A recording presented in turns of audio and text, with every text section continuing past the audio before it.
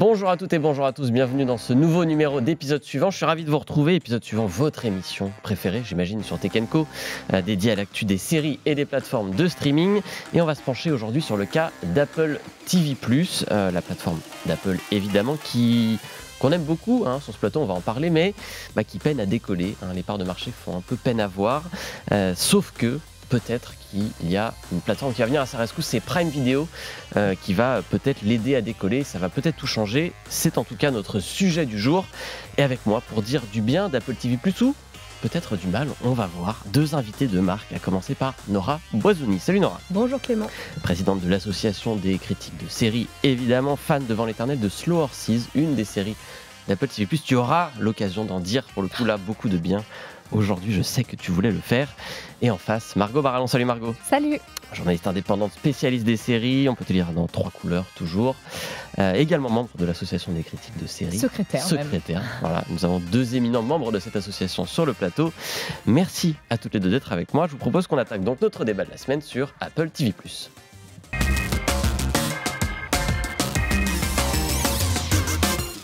L'actu nous vient des États-Unis puisque donc Prime Video, la plateforme d'Amazon, va intégrer dans son catalogue l'option Apple TV+. Donc en gros, le fait déjà pour Max et Paramount+, par exemple. Si vous êtes abonné à Prime Video, vous pouvez, sans changer de plateforme, vous abonner directement à d'autres plateformes de streaming. Donc ajouter Apple TV+, directement depuis Prime Video. Comme ça, vous ne changez pas d'une plateforme à une autre quand vous voulez regarder des séries. Chez nous, ce regroupement n'est pas encore d'actualité, mais bon, ça devrait arriver. En général, c'est aux États-Unis. Quelques mois plus tard, ça arrive en France.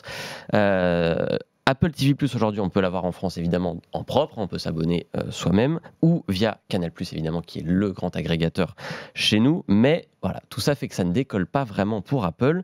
Est-ce que c'est un bon deal quand même? Est-ce que c'est l'opportunité cette fois, peut-être ça y est, de se dire qu'Apple, Prime Video a quand même une part de marché assez importante par rapport à Apple? Est-ce que ça peut être un peu un déclencheur de se dire tiens, les gens vont accéder à ce catalogue et se dire pourquoi pas regarder des séries Apple?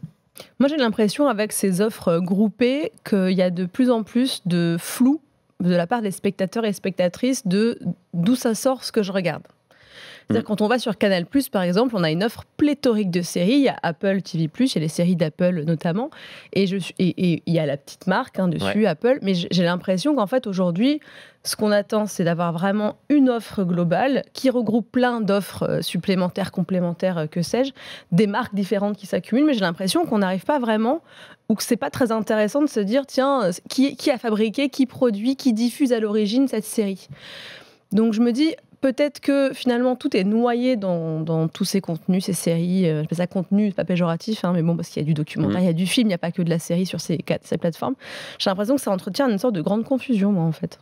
Est-ce que ça peut marcher, sachant qu'il y a une question de prix qui est un peu le bémol, puisque donc on va payer le plein tarif, il n'y aura pas de réduction en passant par Prime Video. Exactement. En tout cas, la version telle que c'est fait aux États-Unis, c'est ça. 9,99 qui est le prix d'abonnement Apple. Voilà, vous payez l'abonnement Prime Video et en plus vous rajoutez 9,99. Sur le papier, franchement, je trouve que chaque plateforme apporte à l'autre ce qu'elle n'a pas. Apple apporte à Amazon la qualité, parce que on aura l'occasion d'en reparler. Il y a vraiment un catalogue de grande qualité, et Amazon, on sait que c'est plutôt là, enfin Prime Video, on sait que c'est là que ça pêche, et Prime Video apporte sa force de frappe aux États-Unis. J'ai regardé, c'est 200 millions de gens qui regardent Prime Video chaque mois. Apple, ils ont 20 millions d'abonnés, donc 10 fois moins. Alors, on sait qu'il y a aussi des gens qui ont Apple via des offres gratuites. Si vous achetez un produit Apple, on a un an d'abonnement. Donc, mais voilà, sur le papier, elles s'apportent ce qu'elles n'ont pas. Après, pour moi, l'argument du prix est quand même, généralement, c'est ce qui justifie de faire un pack. Il faut que ce soit moins cher si vous payez les deux. Donc, je pense qu'ils doivent miser, en fait, sur la confusion dont parlait Nora, c'est-à-dire, en fait, vous allez sur une seule plateforme et c'est plus simple en réalité. Vous avez tout qui vient à vous, vous n'avez pas à vous connecter à telle application, telle autre. C'est peut-être là-dessus qu'ils misent. Je ne suis pas certaine que ça suffise, parce que pour moi aujourd'hui il y a quand même un argument prix qui est très important. On sait que dans le budget des ménages, les abonnements pèsent de plus en plus lourd dans le budget global, et ça, pour moi, qu'il n'y ait pas de ristourne financière, pas d'intérêt financier à le faire. C'est un peu dommage. Voilà, c'est vrai que c'est ce qu'on avait remarqué dès le début, quand sur Prime, on a pu s'abonner à Paramount, et qu'on a pu avoir des séries aussi Warner, le Pass Warner, on avait les séries HBO, quand OCS n'a plus le catalogue HBO, et on s'attendait tous et toutes à justement avoir une ristourne, celle dont tu parles Margot, et c'est pas le cas. Aujourd'hui, on a des plateformes qui augmentent les prix, ce qui n'avait pas été fait depuis des années pour accrocher le chaland et puis se rendre indispensable et incontournable. Aujourd'hui, c'est vrai qu'on a du mal à se désabonner malgré des hausses qui restent, on va dire, finalement absorbables, 1 euro, 2 euros, mais qui, au fur et à mesure, vont être de moins en moins faciles à absorber, et donc il va falloir faire des choix. Et alors, est-ce que le choix va se porter vers des offres qui sont des bundles, des vraies offres groupées un peu moins chères, et certainement pas vers ce que tu décris, Margot, qui est une accumulation d'abonnements, en fait. Exactement. Après, on peut se dire aussi qu'Apple, dans cette histoire, a tout à gagner, rien à perdre, parce que je disais, les parts de marché sont quand même assez faméliques. Ça fait 5 ans que la plateforme a été lancée. Aux États-Unis, c'est 8% de parts de marché environ. Alors, c'est des études, il n'y a rien de fixé. En France, c'est 6%. On est très très loin de Netflix, Prime et Disney+, qui sont tous au-dessus aujourd'hui de 15%. Comment vous expliquez qu'Apple TV+, ça marche pas? Alors qu'Apple, c'est une marque qui marche. Les gens identifient Apple, les gens voient Apple en tant que marque, mais visiblement sur le streaming, ça prend pas. Faut pas oublier que c'est pas leur cœur de métier déjà, en fait. En fait, pour moi, Apple, on rappelle, Apple vend des ordinateurs, des téléphones, des tablettes. Apple, c'est ça. Pour moi, ça me rappelle la haute couture ou même les restos étoilés. C'est une industrie de luxe. Et d'ailleurs, Apple a une image de luxe par rapport à Windows, à des PC. Ouais. L'industrie du luxe, c'est pas rentable. La haute couture n'est pas rentable. Les chefs étoilés, ils ne gagnent pas grand-chose, ils font des marges de 4-5%. Pour être rentable, il faut du produit dérivé.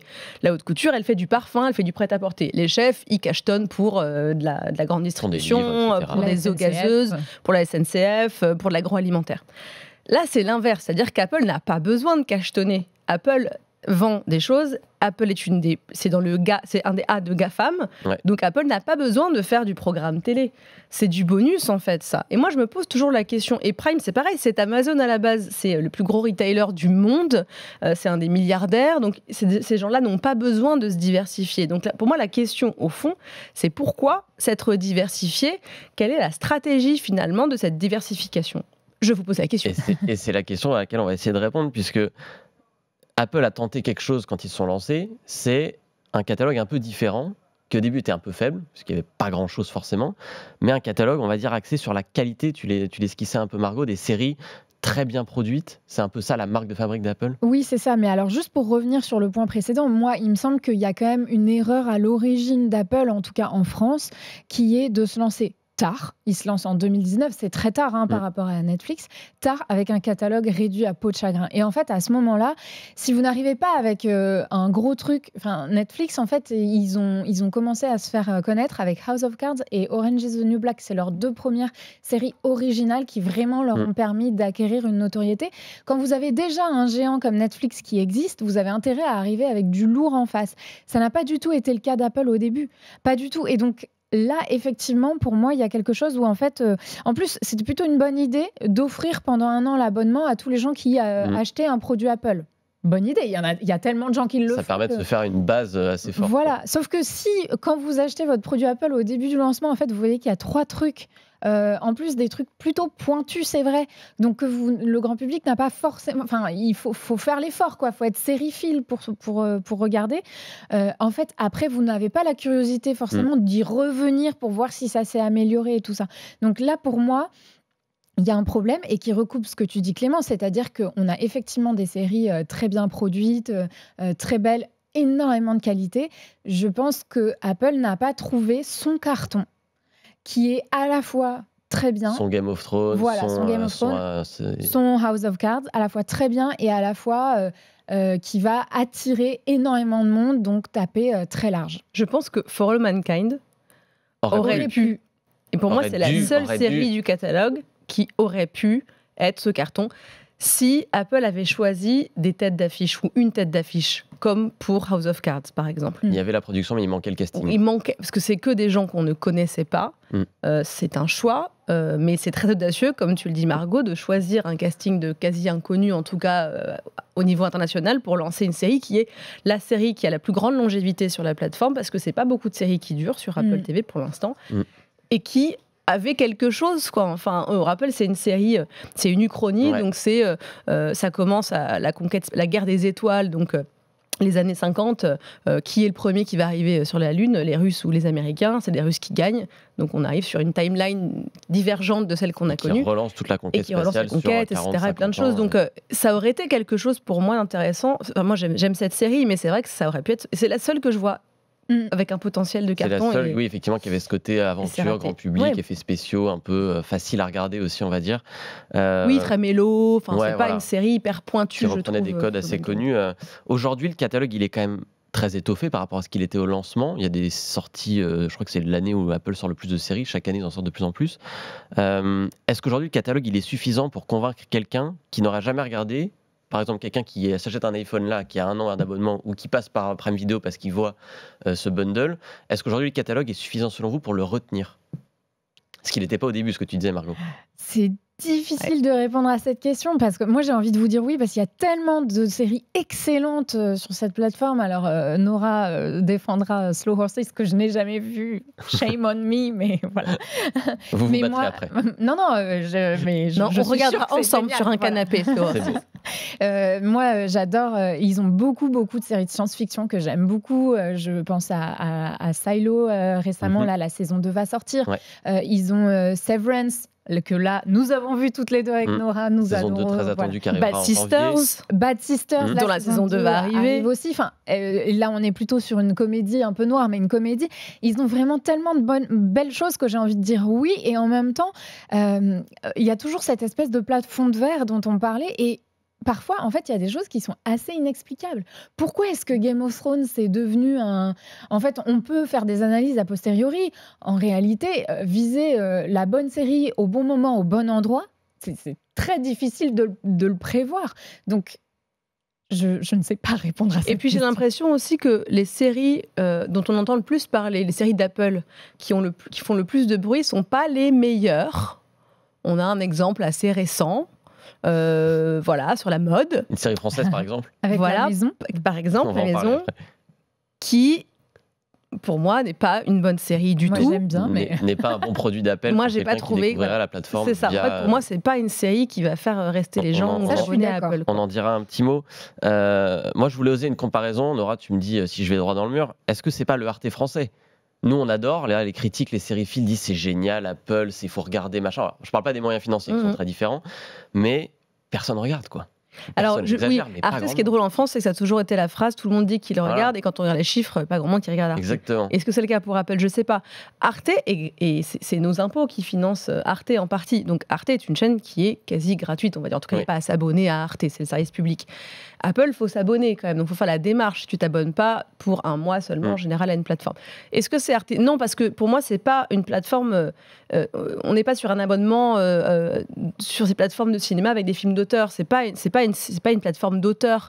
C'est pas une plateforme d'intellectuel. C'est pas une plateforme uniquement pointue. Margot le soulignait. Effectivement, il y a des séries pointues. Il y en a sur d'autres plateformes. Mais c'est vrai qu'Apple a joué la carte très esthétique aussi, très léchée. Il y a des séries. Il y a aussi des films et des docus, parce qu'on ne le dit pas. Il y a du dessin animé. Moi, je dirais peut-être ça. Pour moi, aujourd'hui, c'est pour les jeunes parents. Je leur dirais, sur Apple, il y a des choses, pas beaucoup, mais il y a des choses vraiment de très grande qualité pour les enfants. Est-ce que c'est le Arte? Non, je pense qu'on n'est pas sur cette image un peu élitiste que Arte a gardée, à tort ou à raison. Arte est pour moi une des meilleures plateformes pour les séries télé, déjà tout court, c'est dans mon top 3 je crois. Donc ouais, je ne sais pas si la comparaison vaut... Sachant que le catalogue est un peu en train de se diversifier. Là, je regardais un petit peu ce qui est sorti depuis la rentrée. On a autour de la table 3 exemples de séries qu'on a regardées, pas forcément tous les 3, mais Margot, tu me parlais en préparation de cette émission de Disclaimer qui vient de sortir. Série là, on est typiquement dans ce que fait Apple. Un casting avec Kate Blanchett de haute volée, c'est très élégant, c'est très racé, on va dire, comme série. Moi, je viens de finir Bad Monkey, série policière, un peu burlesque, machin, ça part dans tous les sens. J'ai adoré. Et Nora, il y a évidemment Slow Horses qui termine sa 4e saison, qui est renouvelée pour 2 saisons, c'est-à-dire jusqu'à la saison 6, qui peut-être la fera dépasser For All Mankind en termes de longévité. 3 séries qui sont de qualité quand même très bonne dans un espace-temps de 1 mois et demi. Quelle autre plateforme aujourd'hui, depuis la rentrée, peut s'asseoir à la table d'Apple et dire j'ai mis sur la table 3 séries de cette qualité-là? Arte. C'est vrai. Mais non, mais c'est pour ça que je dis c'est assez inexplicable. Finalement, il y a aussi quelque chose. Il faut qu'à un moment la rencontre se fasse. Et En fait, c'est aussi le serpent qui se mord la queue. Tant que vous n'avez que très peu d'abonnés, tout le monde peut parler d'une série. Si les gens sont pas... Moi, quand les gens me demandent, et ça arrive quand même souvent quand vous dites que vous êtes journaliste série, qu'est-ce que tu me conseilles 9 fois sur 10, je sors un truc d'Apple. Ah oui, mais j'ai pas Apple. Donc, je sais que cette personne-là, elle va pas regarder ce que je lui ai conseillé parce qu'elle ne peut pas, par des moyens légaux en tout cas. Moi, on me dit, si c'est pas sur Netflix, oui, voilà. Les gens restent abonnés beaucoup à Netflix. En revanche, Slow Horses, là, en 15 jours, j'ai réussi à convertir 7 ou 8 personnes qui m'envoient des DM. C'est quoi tes arguments justement pour dire c'est ça la série qui doit vous faire vous abonner à Apple? Je dis pas que c'est peut-être ça, je dis juste, j'ai plein d'arguments, je l'aime cette série.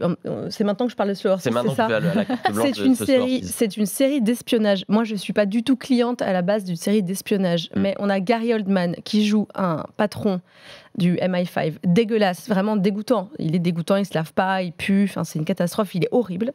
Il est odieux, niveau RH, il passe pas un mois. Et il est à la tête de donc, le Slough House, qui est donc une espèce de bâtiment lambda, pas très loin du QG du renseignement anglais, britannique. Et lui, il est à la tête d'une équipe, pas de bras cassés, mais de gens qui ont été placardisés pour X ou Y raison, qui étaient des agents du MI5, qui aujourd'hui se retrouvent à faire un peu de l'administratif. Bon. C'est pas The Office, mais il y a un côté The Office parce que c'est une série très drôle. Mais ces gens se retrouvent mêlés évidemment à des choses ultra tendues, des attentats, des tentatives de meurtre. Donc c'est une série d'action, c'est une vraie série d'action d'espionnage qui est très drôle avec un humour. C'est une série britannique, c'est un humour très anglais, adapté de romans anglais. Qui suivent d'ailleurs, les saisons suivent les livres de l'auteur, de Mick Herron, il s'appelle. C'est chez Actes Sud en France, traduit. Et moi, je trouve ça formidable parce qu'on a une galerie de portraits qui est absolument incroyable.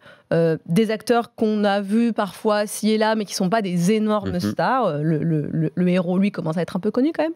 Et puis Gary Oldman. Et puis des seconds rôles qui sont connus aussi, mais c'est pas une série de casting avec que des stars. C'est d'une drôlerie incroyable et j'ai jamais vu, moi, récemment, une série aussi tendue.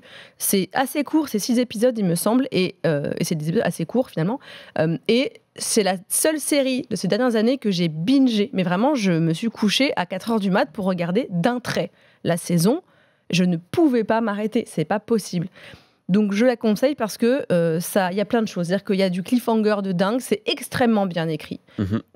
Vraiment, moi, je retrouve ce plaisir des séries écrites pour être regardées chaque semaine, même si oui, d'accord, j'ai bingé en une semaine, en une journée.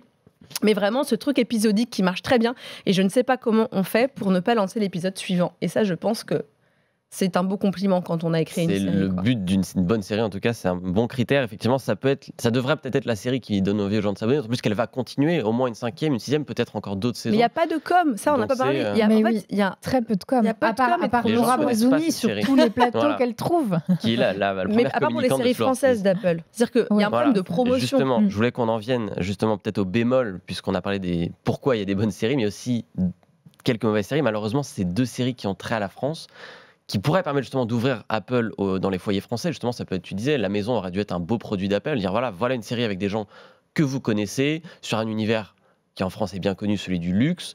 Ça s'appelle donc La Maison, ça est sorti.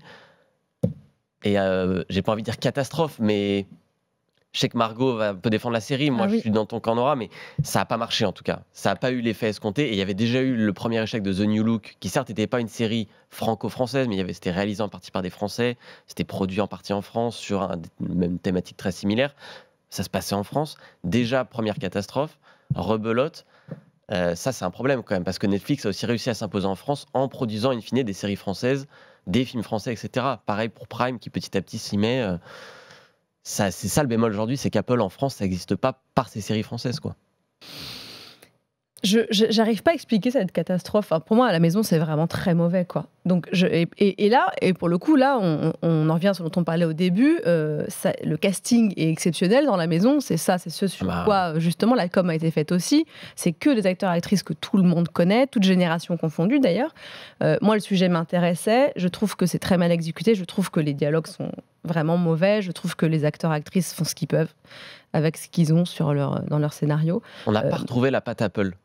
On retrouvait pas moi j'ai pas retrouvé l'écriture des séries Ben Apple. non, je trouve que ça manquait d'exigence. Margot, moi je préfère Margot, on vient de sauver la maison, peut-être. Oui, parce que moi je trouve que c'est... Alors moi je suis d'accord sur les dialogues qui sont pour moi le point un peu noir de cette série, mais je trouvais justement que c'était un bon alliage entre... alors déjà moi le sujet effectivement m'intéresse, mais surtout je l'ai trouvé infiniment traité de façon plus intéressante. On a eu énormément de séries sur la mode et c'était la seule série qui l'envisageait de façon moderne en nous montrant que la mode, et c'est marrant parce que c'est exactement ce dont parlait Nora au début avec sa comparaison, la mode c'est un business, ça n'est pas que un art avec des gens qui ont des idées incroyables et qui font des robes incroyables. Non, c'est un business. Aujourd'hui, il faut en vivre. Ça veut dire qu'il faut faire parfois des compromissions avec ses idées et tout ça. Alors moi, c'est vrai, les dialogues m'ont assez dérangé, mais j'ai trouvé que le sujet était bien traité et surtout, moi, ça m'a pas dérangé d'avoir le côté un peu soap qu'a la série. En plus de son traitement du business et tout ça, j'ai trouvé que ça fonctionnait plutôt bien. Et moi, c'est ça qui m'a happée. J'ai eu 2 épisodes où je me suis dit je suis pas sûre et tout ça. Et après, c'est bon, je suis rentrée dans l'histoire. Je trouve qu'il y a d'excellents personnages. Et le casting, effectivement, est aussi une des raisons pour lesquelles on reste. En revanche, on n'est toujours pas on est toujours dans quelque chose d'assez hybride qui, du coup, est assez peu susceptible de parler à tant de gens que ça. C'est trop mal écrit, finalement, pour vraiment satisfaire les exigences d'une Nora Boisouni, mais pas et il y a un peu de soap, mais c'est pas non plus hyper accessible comme série. Enfin voilà, faut s'accrocher sur. Il y a quand même un petit côté. Il faut savoir raison garder, mais un petit côté succession sur des histoires de fusion, acquisition, de rachat. Voilà, il faut s'accrocher. Et donc finalement, je pense qu'elle était trop entre deux cibles. Elle a visé 2 cibles différentes et a raté peut-être les 2 du coup. Après, on peut éventuellement leur accorder le bénéfice du doute. On se souvient que le premier essai français Netflix, c'était Marseille. C'était raté. Oui. Ils s'en sont relevés. Non, mais voilà. Et aujourd'hui, ils font des choses bien plus intéressantes. Pour moi, ça n'explique pas, en tout cas, le plafond de verre d'Apple en France. Netflix a cartonné en ayant absolument 0 production française et pendant longtemps 0 production française correcte. Et House of Cards est une série exigeante. Oui. Pour le coup, les intrigues politiques, les arcanes de la politique, c'est pas très accessible non plus. Donc c'est vrai que je comprends. J'avais vraiment du mal à comprendre. Pour moi, c'est une question de promotion et de communication, je pense. C'est effectivement peut-être ça aussi. Ouais. Oui, et il faut pas oublier que la promotion et la communication, ça passe aussi par des bonnes relations avec les journalistes. Voilà, un petit mot glissé à Apple. Et à Netflix aussi aujourd'hui. Mais au début, Netflix était effectivement. En tout cas, on verra. Voilà, on va espérer quand même qu'Apple puisse poursuivre. On sait qu'il est beaucoup question de concentration aussi dans le secteur du streaming. Il y a peut-être trop de plateformes. On espère qu'Apple ne va pas en faire les frais non plus. On verra si Prime, du coup, avec ce bundle, peut redonner des couleurs à cette plateforme. Le combo devrait arriver en France dans les prochains mois. En attendant, place à nos séries de la semaine sur une autre plateforme qu'Apple.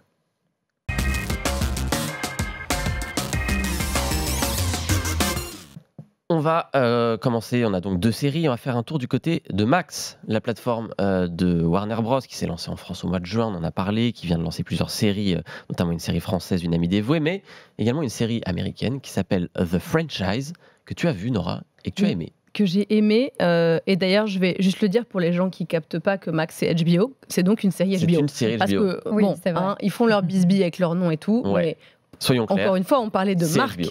C'est une série HBO, et quand on la regarde, on se dit... Alors quand on la regarde, on se dit ça peut être une série Prime. Ouais. Moi, je me suis dit ça pouvait être un peu ce côté-là. Comme Prime s'est foutu de sa propre gueule d'Amazon dans Fallout, je me suis dit, là, on est quand même sur une série qui aime faire ce que le cinéma aime beaucoup faire, c'est-à-dire se regarder un peu le nombril et un peu se moquer de soi. The Franchise, c'est une série qui raconte les coulisses, et j'ai envie de dire catastrophique, en tout cas très chaotique, du tournage d'un film, d'une franchise de super-héros qui s'appelle Tecto. L'œil de la tempête, l'œil du cyclone, je ne sais plus. Ça claque déjà. Qui raconte donc tout ce qui se passe sur le tournage d'une super production. Comme c'est dans un studio à Londres, il me semble, loué donc par Hollywood pour tourner des scènes. C'est une série qui a été créée par 3 personnes, qui sont Armando Iannucci, qu'on connaît, qu'on adore, parce qu'on adore VIP, qui est une des meilleures comédies, une des meilleures séries du monde, avec des dialogues absolument fantastiques. John Brown, qui est aussi chez VIP et Avenue 5, qui est aussi créé par Armando Iannucci, et John Brown, qui est un des scénaristes de Succession. Donc vous imaginez quand même déjà, là, en termes de dialogue... Il y a un peu de niveau. Et d'insultes bien travaillées, on est là. Et Sam Mendes, qui est donc... C'est la première fois que Sam Mendes réalise une série. Sam Mendes, qui a entre autres réalisé 2 James Bond. Et donc, l'idée vient de ça. L'idée vient qu'un jour, Sam Mendes leur a raconté les tournages... Lui qui ne vient pas du film d'action quand même, Sam Mendes, des grosses productions. En disant voilà ce qui se passe quand on est un réalisateur comme moi et qu'on va faire des films comme ça avec des énormes budgets, des énormes égos, des énormes contraintes. Et donc ce que moi je trouve intéressant, alors, la galerie de personnages est fabuleuse. On a Daniel Brühl qu'on adore, moi je suis fan de Daniel Brühl, qui n'est plus Karl Lagerfeld dans cette série, qui est un réalisateur qui avait joué Karl Lagerfeld allemand, et qui était formidable, qui la joue un réal allemand, qui se prend un peu trop pour un auteur et qui se dit qu'il va aller faire un film d'auteur avec un film de super-héros à la Avengers. Bon, c'est assez étrange. On a Himesh Patel, que vous avez vu dans Tenet, car moi je refuse de voir Tenet, mais qu'on a vu aussi dans Station Eleven et Don't Look Up, qui joue le premier assistant réal, c'est-à-dire l'homme à tout faire. Et l'homme qui fait tampon, l'homme sur qui on crie, l'homme qui doit dire aux gens des choses, des très mauvaises nouvelles. Aya Cash, qu'on aime dans The Boys et dans You're the Worst, qui joue la nouvelle productrice. Et il faut ménager et faire avec des égos complètement gigantesques, des prods qui viennent changer le script au dernier moment, qui viennent supprimer des scènes alors que tout le monde est déjà habillé. Et ce que j'aime, c'est que c'est une série extrêmement drôle. On se sent vraiment, on a l'impression vraiment d'un documentaire parfois, dans la manière dont c'est tourné, mis en scène, dont c'est dialogué. Et c'est pour moi aussi, je finirai là-dessus, un hommage à tous les gens qui fabriquent des films. C'est-à-dire que c'est un hommage aux gens qui font le maquillage, aux gens des effets spéciaux. Il y a des choses très concrètes. Il y a un acteur qui est costumé, avec un costume quand même assez encombrant, et donc il y a une femme qui dit est-ce que je lui mets une couche ou est-ce qu'on va au shot toutes les 5 minutes, comment on fait la couche taille adulte. Donc vraiment on se sent plongé dans les affres, les détails qui n'en sont pas techniques de ça, donc avec toutes les contraintes qu'il y a autour, et je trouve ça hyper intéressant. Et pour finir, il y a un duo d'acteurs qui joue le duo d'acteurs du film, où on a une espèce d'acteur assez vieux, ancien acteur du théâtre anglais, qui est trop bien pour être là mais qui cachetonne quand même, et on a un jeune premier qui fait vraiment, je donnerai pas de nom, mais on peut coller beaucoup d'acteurs d'Hollywood sur lui. Beaucoup de Chris, peut-être. Voilà. Merci Margot, beaucoup de Chris, tout à fait. Et il est tout en muscles et pas du tout en cerveau. Donc petite bataille d'ego entre les deux. Regardez The Franchise, c'est vraiment très divertissant et très bien écrit. Et c'est très bien vendu, c'est donc à voir sur Max. Il y a déjà 3 épisodes de dispo, les autres arriveront au fur et à mesure. Et on va terminer avec la dernière reco. Ça se passe chez Prime Video, cette fois avec la série Culte. C'est le titre, elle n'est pas encore culte au sens propre. C'est la série qui raconte comment on a en France importé et adapté Love Story. Exactement. Ça nous ramène 23 ans en arrière. Ça ne nous rajeunit pas. Exactement. Ça vaut quoi, Culte? C'est bien? Eh ben moi j'ai adoré, et Dieu sait que j'étais réticente à l'idée qu'on fasse une série sur le lancement du Loft. Je suis assez, j'avoue, imperméable à la vague nostalgique qui s'empare beaucoup des séries. Et donc je me demandais ce que ça allait donner, et en réalité j'ai été complètement séduite. Alors d'abord, c'est une série donc française, extraordinairement bien écrite, à la fois en termes de code sériel. On parlait tout à l'heure du plaisir qu'on a à ne pas pouvoir se retenir de mettre l'épisode suivant. Eh bien, c'est exactement ce qui se passe avec cette série. Pareil, assez courte, c'est 6 petits épisodes, donc ça se binge très facilement. D'autant qu'ils ont mis tous les épisodes d'un coup. Voilà, exactement. Et puis, c'est très bien écrit au niveau des dialogues aussi. Moi, une série où quelqu'un dit « Ah bon, c'est un mec réac ?» Non, non, pire, il est bordelais. Ben moi, ça me fait hurler de rire, je suis désolée. Et on embrasse tous les bordelais. Mais tout est comme ça. Et vraiment, et c'est, vous savez, les blagues que vous mettez la seconde de plus à comprendre, et vous vous dites « Ah, elle est vraiment bonne ». Et vraiment, moi, ça m'a emportée par ça. Et puis, ça aborde en fait le sujet hyper intelligemment. C'est-à-dire qu'on n'est pas du tout dans la nostalgie.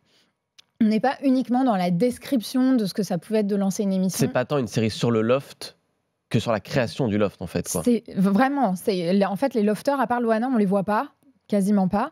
Et en fait, Loana est un personnage qui est là pour nous montrer en fait ce que la télé-réalité a fait aux femmes et fait encore aux femmes aujourd'hui. C'est vraiment une série qui raconte en fait à quel point le Loft a impulsé une nouvelle télévision, pas forcément dans le bon sens du terme. C'est hyper intéressant. L'actrice qui joue Loana, Marie Colomb, elle est géniale parce qu'elle lui ressemble pas vraiment et en même temps c'est complètement elle. C'est cette bimbo qui a été jetée en pâture aux gens hyper sexistes. Vraiment, regardez, culte. Moi, je trouve ça super, super, super bien.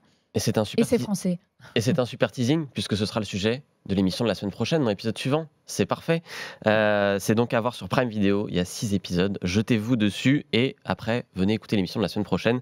On sera là. Merci Margot, merci Nora d'avoir été avec moi pour cette émission. Toujours un bonheur. Émission un peu spéciale. On a explosé le timing. Laure va m'en vouloir, mais je vais en rajouter une petite couche, puisque c'est la dernière de ma productrice derrière les manettes. C'est donc Laure Foulquier qui a produit cette émission pendant plus d'1 an et demi maintenant.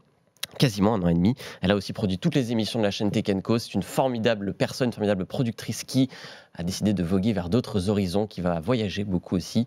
Je la remercie infiniment pour tout ce qu'elle a fait pour moi. Merci Laure du fond du cœur de m'avoir emmené avec toi dans ces arcanes des émissions. J'avais jamais fait de télé, je m'étais jamais mis devant un écran comme ça avant que tu me prennes par la main. Donc merci infiniment. Cette émission aurait été évidemment bien plus nulle sans toi, même s'il y a des très bons invités régulièrement qui viennent.